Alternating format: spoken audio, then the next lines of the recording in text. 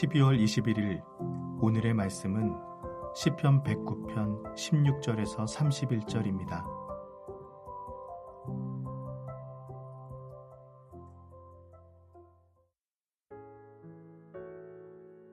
그가 인자를 베풀리를 생각하지 아니하고 가난하고 궁핍한 자와 마음이 상한 자를 핍박하여 죽이려 하였기 때문이니이다.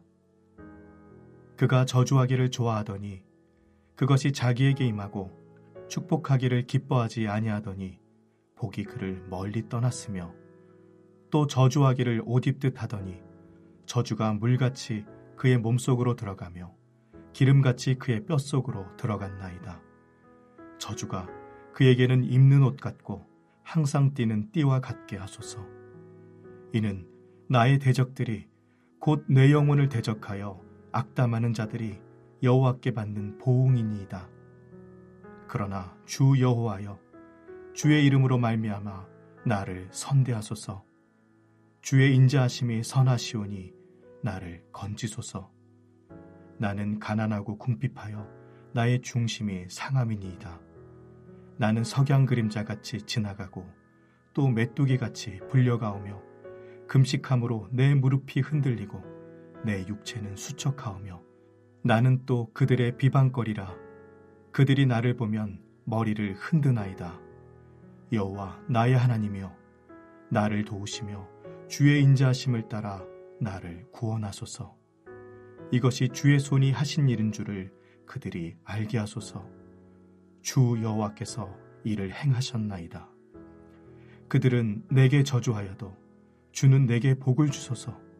그들은 일어날 때에 수치를 당할지라도 주의 종은 즐거워하리이다. 나의 대적들이 욕을 옷 입듯 하게 하시며 자기 수치를 겉옷같이 입게 하소서.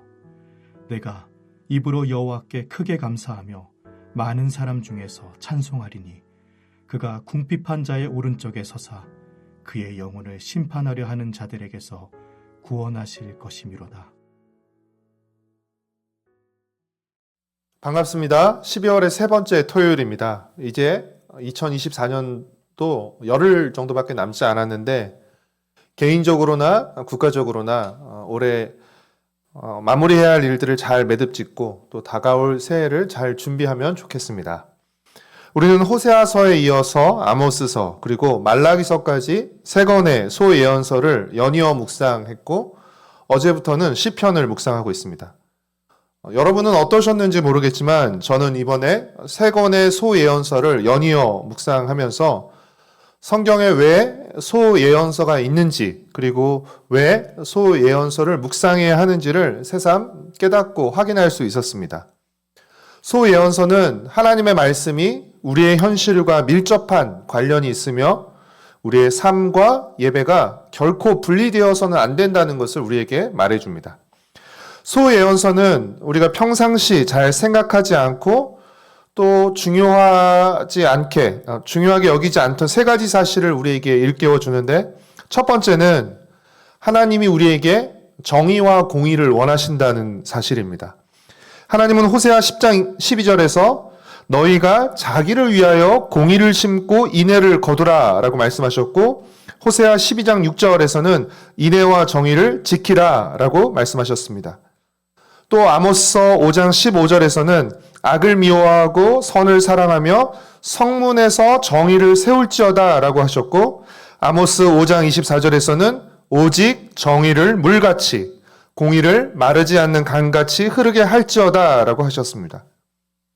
말라기 3장 3절에서 공의로운 제물을 나 여호와께 바칠 것이라 라고 하셨고 말라기 4장 2절에서는 내 이름을 경외하는 이들에게는 공의로운 해가 떠오를 것이라고 하셨습니다.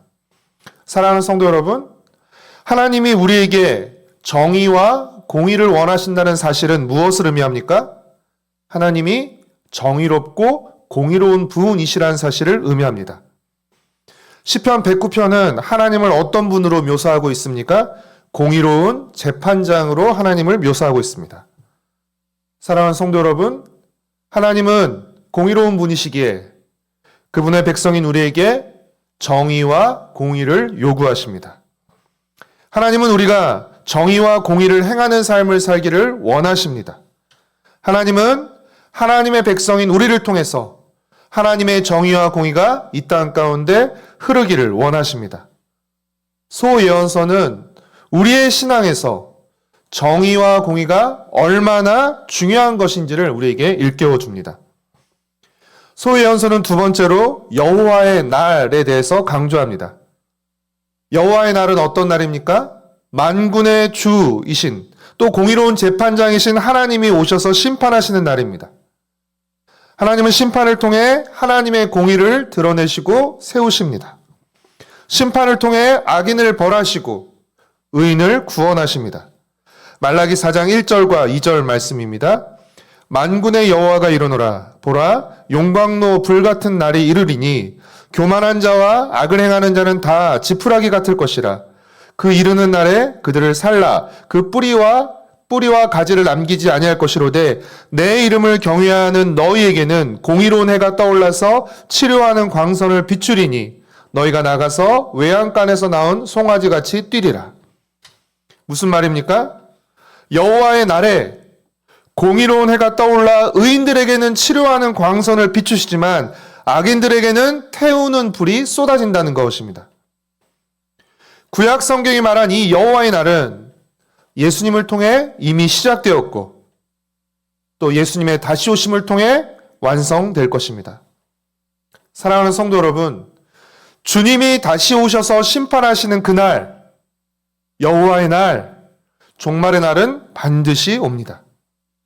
지금은 의인과 악인이 뒤섞여 살고 있고 또 우리 눈에 악인이 더 번성하고 잘 사는 것처럼 보이지만 여호와의 날에 그때는 의인과 악인이 구별되고 악인은 심판받고 의인은 구원과 영광을 받을 것입니다.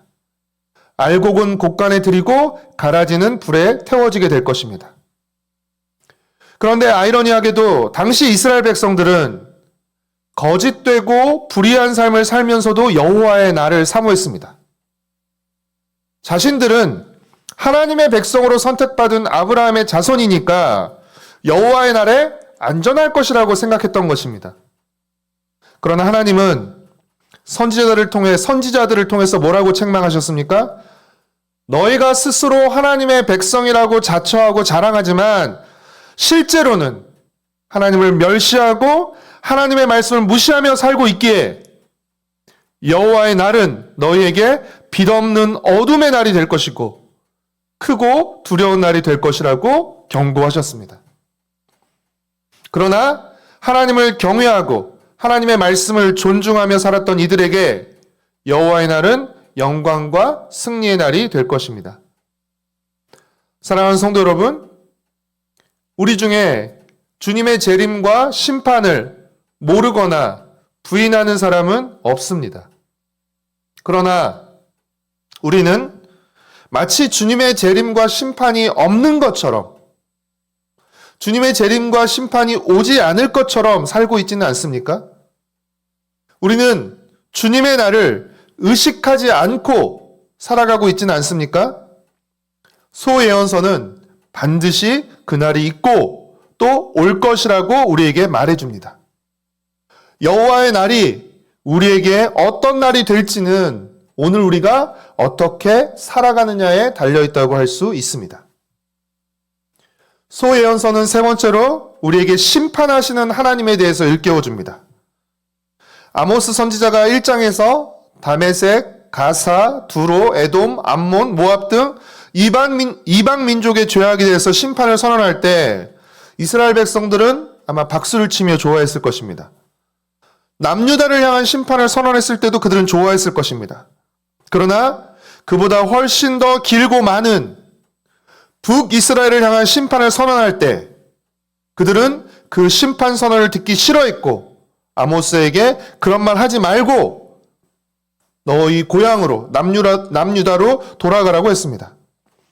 하나님의 심판과 경고를 무시한 결과 그들이 듣지 않은 결과 북이스라엘은 주전 722년 아수르에 의해서 멸망당하게 됩니다. 하나님은 이스라엘의 하나님이시지만 그렇다고 해서 이스라엘의 죄악에 대해서 눈 감으시는 분은 아니십니다. 하나님의 백성이라고 해서 하나님의 심판에서 무조건 면제되는 것은 아닙니다. 우리는 하나님을 떠올릴 때 어떤 하나님의 모습을 먼저 떠올립니까? 사랑의 하나님, 용서의 하나님, 자비의 하나님의 모습을 떠올리지만 그러나 동시에 하나님은 심판하시는 하나님이시기도 합니다. 그래서 호세아서와 아모스서에서는 하나님을 사자나 표범이나 사나운 곰과 같은 모습으로도 표현하고 있는 것입니다. 하나님은 사랑의 하나님이시지만 동시에 공의의 하나님이십니다. 우리가 끝까지 회개하지 않고 돌이키지 않을 때 하나님의 심판은 피할 수 없습니다. 그러나 감사한 것은 하나님은 심판하시되 심판을 통해 완전히 멸절하시는 것이 아니라 심판을 통해 우리를 다시 회복하신다는 것입니다. 그러니까 심판이 없는 것만이 은혜가 아니라 심판을 통해서 회복하는 것도 은혜인 것입니다. 하나님이 부드럽고 따뜻한 사랑의 하나님이시기만 한 것이 아니라 무섭고 철저한 심판하고 재판하시는 하나님이라는 사실을 우리는 의식해야 합니다. 그럴 때 억울하고 불의한 일을 경험하거나 또 그런 일을 목격할 때 우리는 의로우신 하나님께 기도할 수 있는 것입니다. 어제 오늘 묵상하는 시편 109편의 기도가 다소 거칠고 과격한 기도처럼 느껴질 수 있지만 이런 기도는 얼마든지 가능하고 또 어떤 의미로 자연스러운 것입니다. 기도는 만군의 주이시며 공의로운 재판장이신 하나님께 정의를 구현해 주시도록, 악인을 벌하시고 정의를 구현해 주시도록 요청하는 탄원과도 같기 때문입니다. 우리는 개인적인 일뿐 아니라 우리 사회에서 일어나는 불의한 일들에 대해서도 하나님께 기도해야 하는 것입니다.